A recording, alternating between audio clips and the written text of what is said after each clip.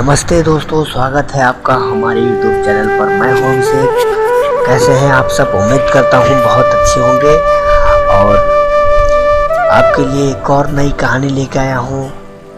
Interesting कहानी जिसमें आप थोड़ी बहुत आपको हंसी भी आएगी और थोड़ी बहुत आंसू भी। तो हम आपसे यही कहना चाहेंगे कि अगर आपको वीडियो पसंद आए तो लाइक कीजिए, ना पसंद आए डिसलाइक कीजिए और दोनों ही स्थिति में चैनल को सब्सक्राइब कीजिए। दोस्तों, अपना फीडबैक भी आप दीजिए। हम आपके फीडबैक के बहुत शिद्दत से इंतज़ार करते हैं और आपके फीडबैक ही हमारे लिए और भी रातें आसान कर सकते हैं।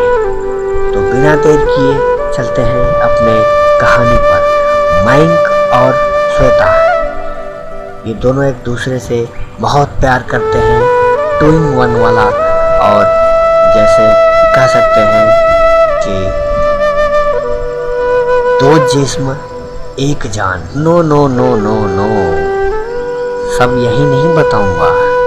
चलिए कहानी थोड़ी विस्तार से जानते हैं। माइंक उत्तर प्रदेश का रहने वाला था और श्वेता पंजाब की। आप ये कह सकते हैं कि इन दोनों के बीच में दूर दूर तक कोई कनेक्शन नहीं था। और माइंक बहुत ही जिज्ञासा वाला बच्चा था। उसके मन में अनेकों प्रश्न घर किए रहते थे और हमेशा वो अजीबोगरीब सवाल पूछता रहता था। जैसे हम बॉल को अगर हवा में उछालते हैं तो वो नीचे ही क्यों आके गिरता है, और जैसे पेड़ पर पके हुए फल टूट के नीचे ही क्यों गिरते हैं। इस तरह की वैज्ञानिक प्रश्न को पूछता रहता है और विज्ञान में उसका बहुत ही मन लगता है और विज्ञान के अक्सर प्रश्नों को अपने माँ बाप से पूछा करता है। इसका उत्तर उसके माता पिता को मालूम नहीं था, क्योंकि वो गरीबी के अभाव में शिक्षा हासिल नहीं कर पाए थे। वो कहते थे, बेटा मैं तुम्हारे प्रश्नों का उत्तर नहीं दे पाऊंगा क्योंकि मैं ये प्रश्न का उत्तर नहीं जानता हूँ, लेकिन तुम्हें क्लास जाने से इन प्रश्नों के उत्तर मिलेंगे और तुम क्लास ज़रूर जाओगे। भले ही मेरे समय में परिस्थितियाँ अनुकूल नहीं थी, लेकिन मैं जैसे तैसे करके तुम्हारे लिए शिक्षा का बंदोबस्त करूंगा। और दिन रात एक करके शिक्षा का उसके बंदोबस्त किए और उसको बहुत ही मुश्किल से कॉलेज में दाखिला मिली और वो पढ़ने लगा। समय के साथ माइंक जब कॉलेज जाने लगता है तो यही प्रश्न अपने टीचरों से भी पूछता है। कुछ टीचर ऐसे होते हैं जो कहते हैं, अरे नहीं, तुमको अपने समय के साथ मालूम चल जाएगा। इतनी छोटी सी क्लास में हो और बात करते हो तो रमकान वाली। चलो जाओ जाओ पढ़ाई करो अपना। लेकिन दोस्तों, आप जानते ही हैं कि टीचरों में भी कुछ कुछ कमाल के टीचर होते हैं। तो दूसरे टीचर से पूछता है, वो बेशक उसकी एजुकेशन समय छोटी रहती है, लेकिन उस समय उसका उत्तर देके उसका मनोबल बढ़ाते हैं। दोस्तों, मेरा मानना है किसी भी स्थिति में कोई भी प्रश्न हो, जब कोई भी समय पूछता है तो उसे उसका उचित उत्तर मिलना चाहिए ताकि उसका मनोबल बढ़ सके, नहीं तो वह व्यक्ति हतोत्साहित हो जाता है। इधर इन्हीं सब बीच में समय बढ़ता गया और माइंक 10वीं पास कर लिया उत्तर प्रदेश से, क्योंकि उसके माता पिता गरीबी से जूझ रहे थे और अब उनके पास इतनी सामर्थ्यता नहीं बची थी कि 10वीं से आगे इसकी पढ़ाई करा सके। समय के साथ माइंक को भी अपनी स्थितियों का समझ में आने लगा था और वह समय के साथ ये फैसला लेता है कि अब हमें जॉब के तलाश में कुछ आगे सोचना चाहिए और सोचते हुए ट्रेनिंग के लिए पंजाब के लिए रवाना होता है। और पंजाब के अमृतसर नाम का जगह था, वहाँ पे वो पहुँचता है। वहाँ जाने के बाद अन्य अन्य चीज़ों में मन लगाया, थोड़ी बहुत इलेक्ट्रॉनिक वाली चीज़ सीख लिया और थोड़ी बाकी और भी मैनेज करने के लिए। इधर श्वेता का भी 10वीं पास हो गया था और बहुत अच्छे रैंक आए थे, तो इसके भी मन में बहुत चीज़ें चल रही थी, जैसे हमें इंटर कर लेना चाहिए या फिर मॉडलिंग करना चाहिए या फिर फिल्म सिटी की दुनिया में कदम रखनी चाहिए। दोस्तों, आप जानते ही हैं फिल्म में या फिर मॉडलिंग में कितनी लड़कियों के साथ दिक्कतें होती हैं। अमूमन कई लोगों की ज़िंदगी बर्बाद हो जाती है और बनने के पीछे कैसी कैसी कहाँ कहाँ क्या क्या कॉम्प्रोमाइज़ करना पड़ता है, वो आप सभी जानते हैं। अगर उसमें भी आपकी तरक्की होने लगती है तो कई लोग आपको मारने के लिए, गिराने के लिए आपके पीछे लग जाते हैं। वर्तमान में आप सुशांत सिंह राजपूत का उदाहरण देख ही सकते हैं कि उनके तरक्की से नाखुश किस तरह से लोग उनके लिए मारने के लिए साजिश किए और किस प्रकार से उनका नामो निशान दुनिया से हटा दिए। उसके पिता समझाते हैं, बेटा सब कुछ कर ले लेकिन मॉडलिंग और फिल्म सिटी में न जा, लेकिन वो नहीं मानती है। और आप जानते ही दोस्तों कि एक उम्र के साथ थोड़ा दिमाग पर अलग ही इफेक्ट पड़ता है।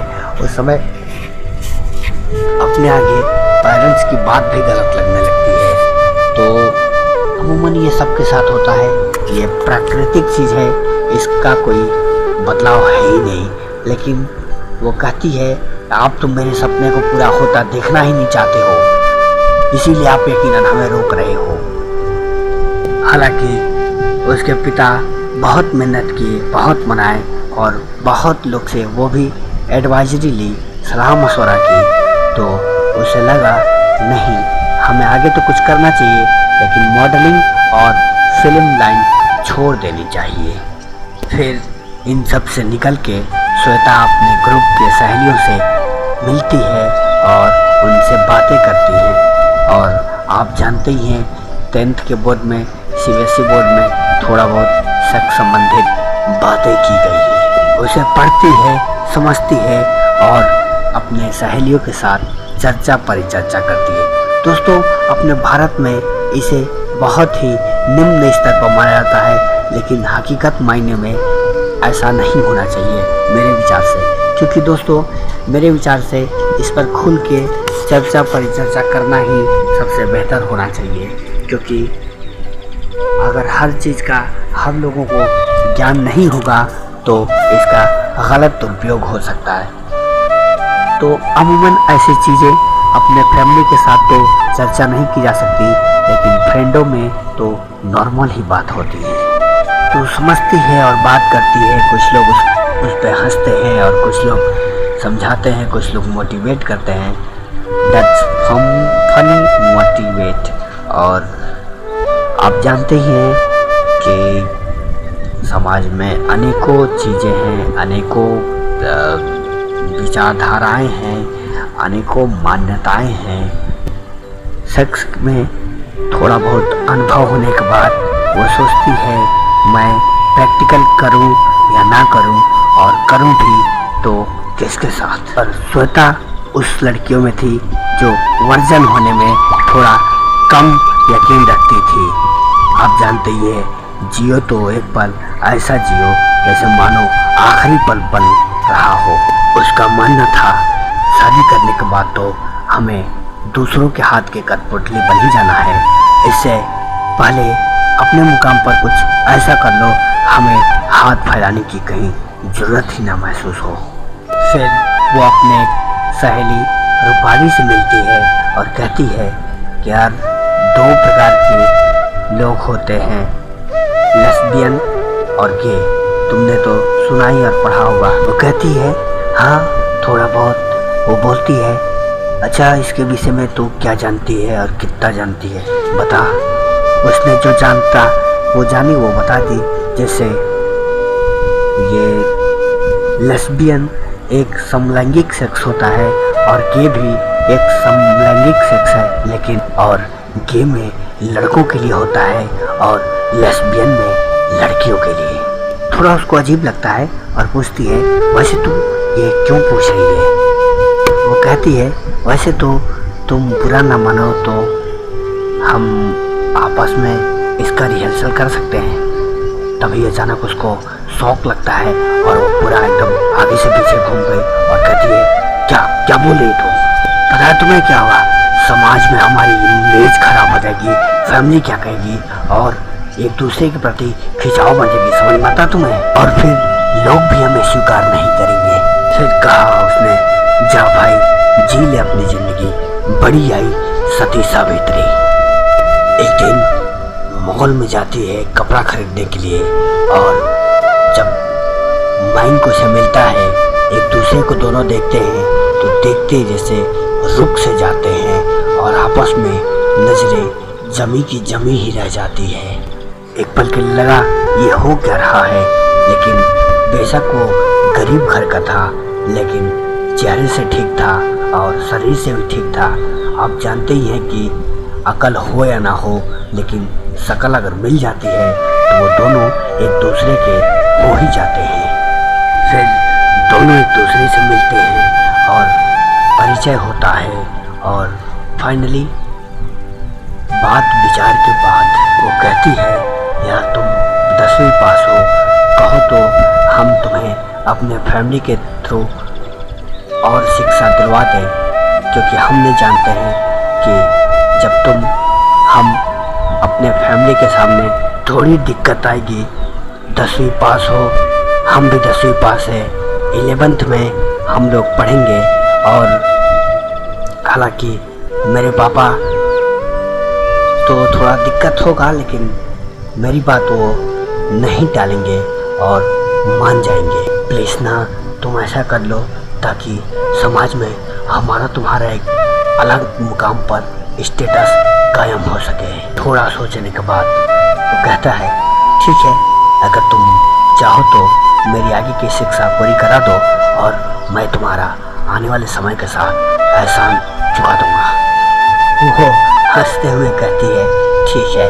और फाइनली इन लोग 11th-12th करने के बाद, बीएससी करने के बाद इंजीनियरिंग लाइन में चले गए। इस बीच में इन दोनों का प्यार बहुत बढ़ चुका था और फाइनली इंजीनियरिंग में इन लोगों को जॉब मिल गया। उस सैलरी से पहले वो अपने पूरे पढ़ाई का पैसा उसे चुकाया। हालांकि उसे बहुत बुरा लगा, लेकिन वो समझाया तो मान गई थी और फाइनली सब कुछ ठीक चलने लगा था। और 10-12 साल बाद बैंक अपने फैमिली के पास जाता है और 10-12 साल के बाद मिलने के बाद वो लोग कहते हैं, कितना लंबा हो गया रे तू, बॉडी भी तुम्हारी ठीक हो गई है।